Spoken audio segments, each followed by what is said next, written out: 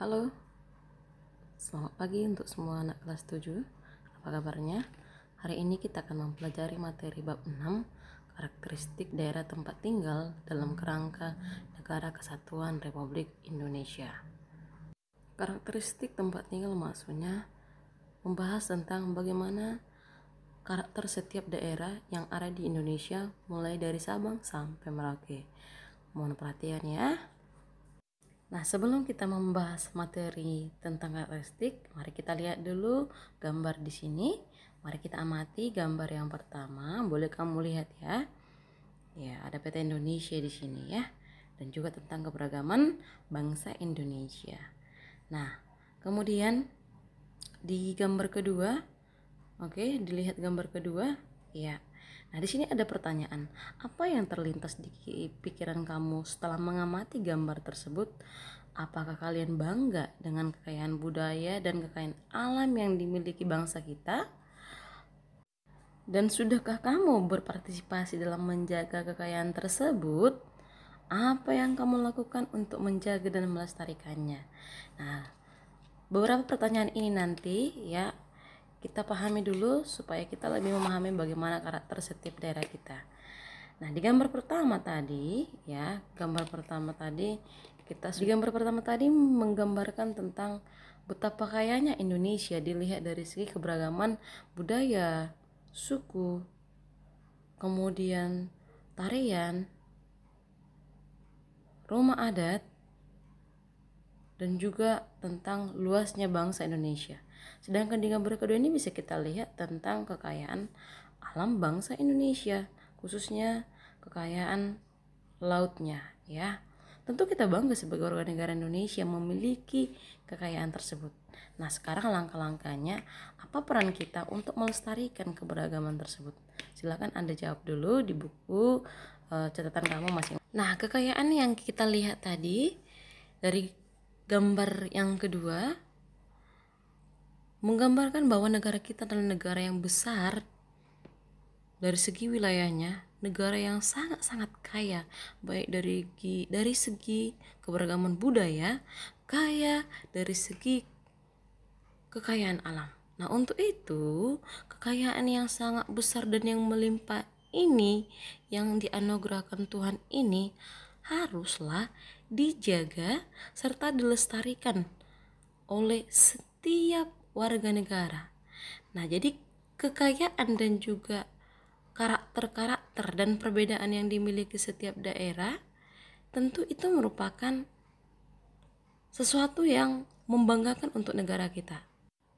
Untuk itulah peran setiap daerah sangat diharapkan untuk mengembangkan karakter setiap daerahnya dan bersama-sama untuk mewujudkan pembangunan nasional Indonesia, bersama-sama membawa negara ini untuk mencapai cita-citanya. Dengan itu, dengan kita bersama-sama membangun dan mengembangkan negara Indonesia, maka apa yang menjadi tujuan NKRI akan tercapai dengan cepat, tercapai dengan mudah. Tujuan negara kita sendiri yang tercantum dalam pembukaan Undang-Undang Dasar, tepatnya alinea keempat, ada 4M. Ada 4 ya, dan itu semua diawali dengan huruf M, jadi saya katakan 4M. M yang pertama, melindungi segenap bangsa Indonesia. Kemudian mewujudkan kesejahteraan umum, mencerdaskan kehidupan bangsa, dan melaksanakan ketertiban dunia. Nah, tujuan negara ini dikelompokkan menjadi 2 kategori, ada tujuan khusus dan tujuan umum. Dikatakan tujuan khusus berarti yang berkepentingan untuk negara kita, berarti yang ke dalam ya, seperti melindungi segenap bangsa Indonesia, mewujudkan kesejahteraan umum, dan mencerdaskan kehidupan bangsa. Inilah yang dikelompokkan menjadi tujuan khusus karena untuk kepentingan negara sendiri.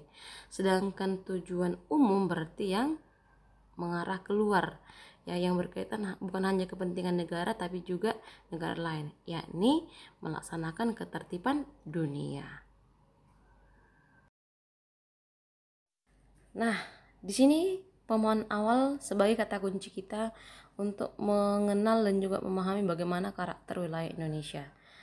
Kita harus memahami perbedaan apa itu bangsa, tanah air, dan juga negara. Bangsa itu sendiri merupakan orang-orang yang memiliki persamaan latar sejarah, belakang, pengalaman, dan perjuangan dalam mencapai hasrat untuk bersatu dalam cita-cita yang sama. Jadi yang dikatakan satu bangsa itu orang-orang yang di sana memang memiliki persamaan nasib. Nasib yang dimaksud di sini adalah sama-sama pernah dijajah oleh bangsa asing. Kemudian tanah air itu tempat di mana seseorang dilahirkan, hidup, dan memperoleh kehidupan. Berarti tanah air itu adalah wilayah yang merupakan tempat kediaman kita. Tanah air kita apa? Yaitu tanah air Indonesia. Kemudian negara merupakan suatu organisasi manusia atau kumpulan manusia yang berada di bawah suatu pemerintah. Maksudnya negara itu adalah institusi yang sangat besar, yang mana di sana ada warga negaranya, ada pemerintahnya. Siapa itu pemerintah? Tentu pemerintah adalah pemerintah hasil pilihan rakyat, baik pemerintah pusat maupun pemerintah daerah. Nah, negara NKRI yang sudah kita pahami tadi, yang merupakan organisasi besar dan di sana kita ada warga negara dan juga pemerintahnya. Negara kita ini yang sangat kita cintai ini bisa lahir atau bisa ada sampai saat ini itu dikarenakan pendiri bangsa kita memiliki semangat persatuan untuk merebut kemerdekaan. Dan tentunya juga kita juga harus memiliki semangat persatuan untuk menjaga dan juga mengisi kemerdekaan yang sudah kita miliki saat ini. Nah, semangat persatuan ini tentu tidak lahir dengan sendirinya. Ya, butuh yang namanya kesadaran dari setiap pribadi, individu, warga negaranya, apa pentingnya suatu persatuan itu. Jadi teman-teman, mengingat betapa pentingnya semangat persatuan ini, di sini kita akan memahami pengertian dan juga prinsip persatuan kesatuan. Persatuan merupakan ikatan atau gabungan beberapa bagian yang sudah menjadi satu kesatuan. Dengan kita bersatu, kita pasti kuat. Maka persatuan dan kesatuan merupakan senjata yang paling ampuh bagi bangsa Indonesia, baik dalam merebut, mempertahankan, dan mengisi kemerdekaan dengan berbagai usaha pembangunan. Maka setiap daerah di sini diminta untuk sama-sama untuk mengisi serta mewujudkan pembangunan dan mencapai apa tadi yang menjadi tujuan NKRI.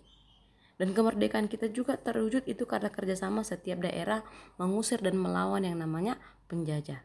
Saat ini juga diminta peran setiap daerah untuk membangun negara NKRI.